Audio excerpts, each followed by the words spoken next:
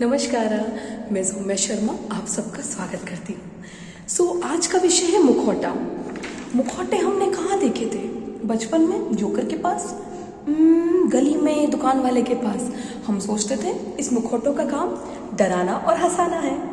फिर बड़े हुए, फिर पता चला कि इन मुखौटों का काम डराना हंसाना नहीं, सबके चेहरे पे भी मुखौटे हैं पर दिखाई नहीं देते। फिर जो साफ प्रवृत्ति के लोग होते हैं, दिल के साफ, वो बोलते थे अरे यार लोग मुखौटे क्यों रखते हैं? कॉर्पोरेट में, घर में, जॉइंट फैमिलीज में हर जगह मुखौटा। They hate it. बट कई बार हमारे काम नहीं आता मुखौटा।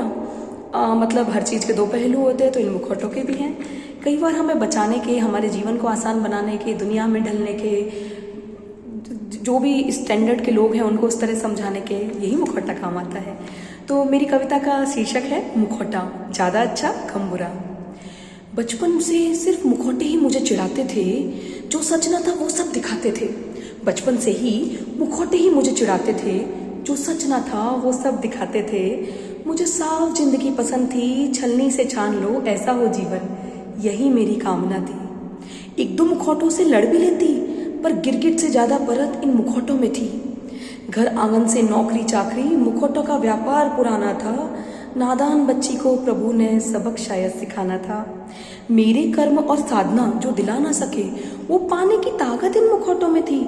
चलते चलते कांटों के मुखौटों की दुनिया में लंबा सफर मैंने बिताया। मिला थोड़ा बहुत मुझको, पर जो था बहुत कुछ गवाया। मोह माया और पैसों को त्यागने पर भी मेरा निजी जीवन भी इन मुखौटों ने चुराया। जब दिल से निकली रुदाली की आवाज, तब ये ज्ञान है मैंने पाया। सरल से प्रकृति का स्वभाव, हम मानुष मुखौटों के गुलाम हैं। सरल सिर्फ प्रकृति का स्वभाव, हम मानुष मुखौटों के गुलाम हैं। सत्युग ना कलयुग है ये, और कृष्ण का ये आह्वान है।